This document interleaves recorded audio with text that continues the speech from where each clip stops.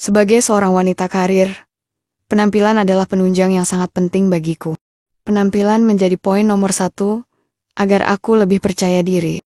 Apalagi jabatanku yang seorang manajer pemasaran, selalu dituntut sempurna karena harus bertemu banyak orang.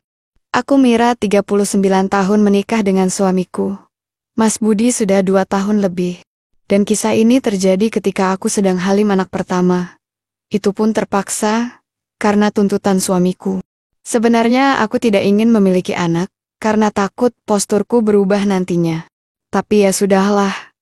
Ini akan menjadi anakku satu-satunya. Sekali saja, aku juga ingin merasakan halim dan bersalin. Baru setelah bersalin nanti, aku akan berusaha mengembalikan posturku seperti semula. Saat itu, kehalimanku sudah menginjak trimester kedua. Tentu saja sudah mulai kelihatan buncit. Meski begitu, aku masih sering menggunakan setelan yang pas dengan posturku. Tak seperti ibu-ibu lainnya yang lebih gemar menggunakan daster. Aku justru lebih senang yang sedikit terbuka. Sejak masuk trimester kedua, entah kenapa keinginanku meningkat pesat. Tak bisa digoda sedikit, bawah sana sudah tentu cenat-cenut akhirnya. Herannya, aku malah tergoda dengan pria lain yang bukan suamiku. Awalnya kukira itu bawaan halim saja. Tapi anehnya, aku malah makin enggan menunaikan kewajiban dengan suamiku. Aku malah ingin merasakan bencananya dengan selain suamiku. Terkadang aku kasihan dengan suamiku. Sudah berbulan-bulan dia menyelesaikan keinginannya sendiri di kamar mandi. Aku benar-benar enggan menunaikan dengannya. Moodku langsung anjlok bila melihat wajahnya. Berbeda dengan suasanaku saat di kantor, banyak pria-pria di sana yang tampan. Mulai dari yang masih muda hingga parubaya. Mulai dari yang belum menikah hingga yang sudah duda. Berbagai macam tipe ada di sana. Ada kesenangan sendiri saat berada di kantor. Terutama diperhatikan para pria di kantorku, dengan tatapan ingin memakanku. Dan hal itu membuatku semakin bersemangat untuk berpenampilan lebih menarik, meskipun sedang halim. Ada yang bilang, bila orang halim memiliki aura tersendiri, sehingga membuat tampak lebih bersinar. Mungkin, ada benarnya juga pernyataan itu. Di kantorku ada beberapa karyawan magang dari sebuah universitas ternama, menyebar di beberapa divisi. Di divisiku ada 1 orang yang magang, dan kebetulan masih ada kerabat jauh dengan suamiku. Namanya Hardi, pemuda yang agak pendiam dan pemalu. Sehingga banyak karyawan lain yang sering menggodanya. Sebenarnya Hardi merupakan pemuda yang lumayan ganteng, tinggi tegap, dan kekuar. Senyumnya memikat tapi karena agak pemalu, jadi dia jarang bersosialisasi dengan karyawan yang lain. Padahal bila dia mau, dia bisa saja memilih pacar di kantor ini, asal tunjuk saja, pasti jadi. Aku sebenarnya sudah lama memperhatikan pemuda itu. Usianya terpaut sekitar 5 tahun lebih tua dariku. Tapi entah kenapa, aku malah merasa tertantang untuk mendekatinya.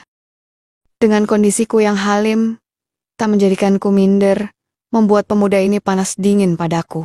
Jangan panggil namaku Mira, bila aku tak bisa membuat Hardi tergila-gila, sampai masa magangnya berakhir sebentar lagi. Aku ingin membuat kenang-kenangan yang indah, dan akan dikenang sepanjang masa olehnya.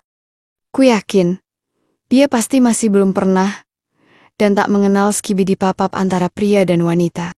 Hanya perlu diajari sebentar agar pintar nanti. Hingga suatu ketika, kesempatan yang kutunggu itu pun datang. Kebetulan hari itu, aku menggunakan setelan kantor yang lumayan terbuka. Dengan singlet bertali tipis di pundak, dipadu dengan blazer kantor, sehingga masih terlihat sopan. Selain itu, aku juga menggunakan rok selutut, sehingga jika aku berjalan, akan menampakkan lika-liku kanan-kiri perjalananku. Dan hari itu mungkin sudah menjadi keberuntunganku, karena hari itu, pekerjaan kami sangat menumpuk. Hal itu menyebabkan beberapa orang harus lembur, termasuk aku dan Hardi. Praktis aku dan Hardi menjadi orang terakhir di ruangan staf divisi pemasaran. Menjelang sore, kulihat Hardi beberapa kali merenggangkan ototnya karena capek. Melihat hal itu, aku segera menuju kamar mandi yang ada di ruangan pribadiku. Aku sengaja melepas bungkusan 2 anugerahku, guna lebih terekspos di depan Hardi nanti. Setelahnya, aku kembali duduk di kursiku, dan berpura-pura kembali sibuk dengan pekerjaanku. Aku meraih gagang telepon untuk menelpon ruangan stafku. Yang ku tahu pasti, Hardilah yang akan menerimanya. Dan benar saja. Ada apa, Bu? Tanyanya di seberang ruanganku. Masih banyak pekerjaanmu, Hardi, aktingku sebagai seorang atasan. Bentar lagi selesai kok, Bu, ucapnya sopan. Kalau nggak keberatan, bisa minta tolong buatkan ibu minuman hangat, Ibu House. Bila pemuda polos macam Hardi, tidak akan terpikir lainnya. Pasti pemikirannya aku haus karena ingin minum, bukan lainnya. Baik, Bu. Hardi bikinkan dulu. Setelah menutup telepon, aku menghitung detik-detik Hardi masuk ke ruanganku. Hingga tak lama kemudian, pintu diketuk, dan Hardi masuk. Setelah ku persilahkan masuk, aku berpura-pura sibuk. Ini tehnya, Bu. Taruh di meja ya, Hardi. Duduk dulu, kita ngobrol. Ada hal yang ingin Ibu tanyakan terkait pekerjaan. Setelah memastikan dia duduk agak jauh di depanku, aku lantas beranjak menghampirinya. Aku melangkah dengan langkah ke kanan ke kiri untuk memancuinya. Dan benar saja, Hardi tak berkedip memperhatikanku. Aku berdiri berjalan di depannya, lalu menunduk mengambil teh itu. Sontak Hardi melongo, jakunnya naik turun. Menelan ludah berkali-kali, memperhatikan penampakan dua anugerah kuasaku. Aku lantas duduk persis di kursi yang ada di depannya. Kusilangkan kaki, hingga terpampang keindahan alam semesta. Aku hanya tertawa dalam hati. Selanjutnya, kami membicarakan pekerjaan. Meski sesekali kulihat Hardi tak fokus dengan topik pembicaraan kami, nampak ia tak tenang sedari tadi. Apalagi saat aku berpindah duduk di sampingnya, menoleh, hingga nampak ia sedikit gemetar, karena terlalu dekat dengan dua anugerahku.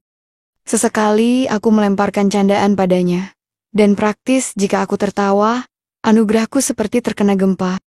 Melihat Hardi makin tak tenang, aku sedikit berbasa-basi padanya.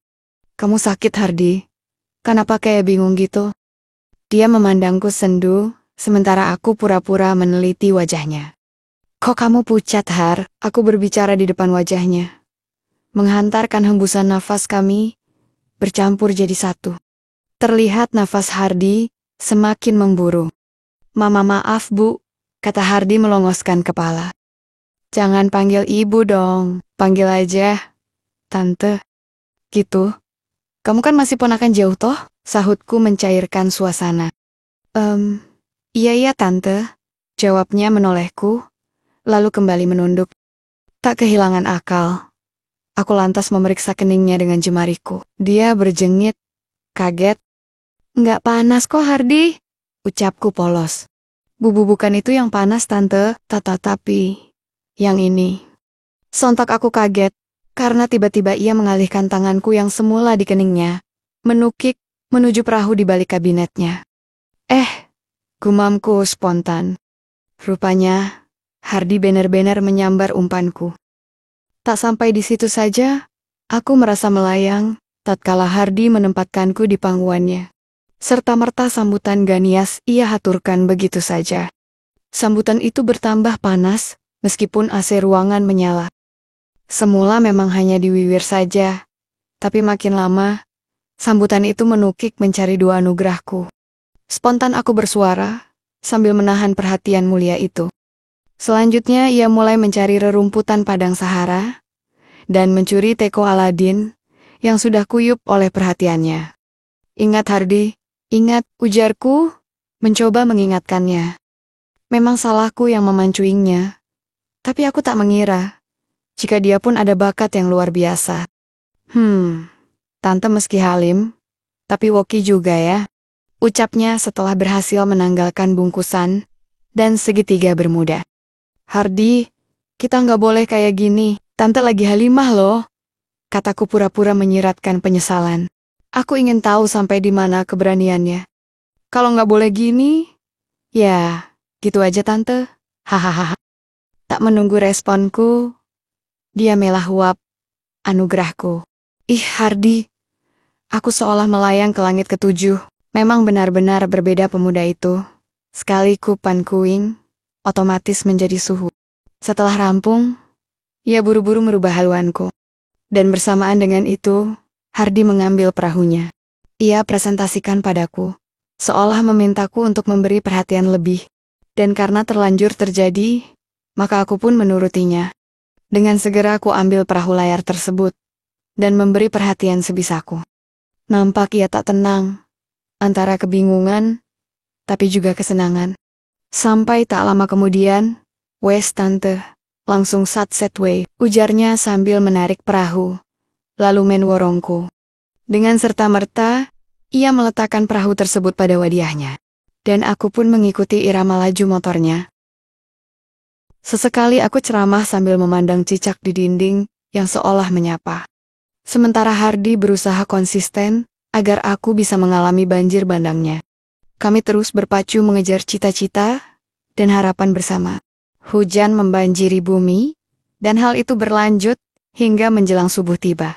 Entah berapa kali Hardy meletakkan pundi-pundi kebaikan di pelabuhan yang kujaga. Karena yang aku ingat hanya suara tawanya dan juga keindahan yang tiada tara. Paginya, Hardy mengantarkanku ke mobil karena kita tak bisa pulang bersama. Takut orang kantor datang dan membuat curiga. Sesampainya di mobil, aku yang masih membuka jendela mobil, dan Hardy berdiri di dekat pintu samping kemudi. Sebelum berpisah, ia sempat memberiku sebuah sambutan perpisahan, dan tak lupa, ia mengambil anugerahku sebagai kenang-kenangan. "Wes toh Hadi, nanti ada orang kantor loh." Hardy terkekeh, senang mendengar suara manjaku. Apalagi aku yang biasanya galak pada para karyawan lainnya, berubah seketika sejak kejadian semalam. "Hati-hati di jalan. Sampai jumpa besok tante," dia berkata sambil tersenyum padaku. Aku menganggukkan kepala dan lekas melajukan mobilku. Setelah malam itu, keakraban kami dalam jam kerja masih seperti biasa. Tapi berbeda ketika jam kerja usai. Kami seolah seperti muda-mudi dilanda asmara. Tak jarang pula kami menyewa penginapan di luar kota dan beralasan dinas. Padahal kami hanya menjalankan kebaikan di sana. Hardy bisa seharian Scooby-Doo papa hingga aku tak tahu harus berkata apa. Sampai dia selesai magang, kami baru mengakhiri keakraban itu. Karena Hardy sadar bahwa tak ada harapan jika harus melanjutkannya. Aku sudah bersuami, dan keakraban itu hanya atas nama kebutuhan saja, tak melibatkan perasaan. Dia berterima kasih padaku karena mengajarkan pengalaman yang berharga. Begitupun saat kami bertemu di saat ada acara keluarga.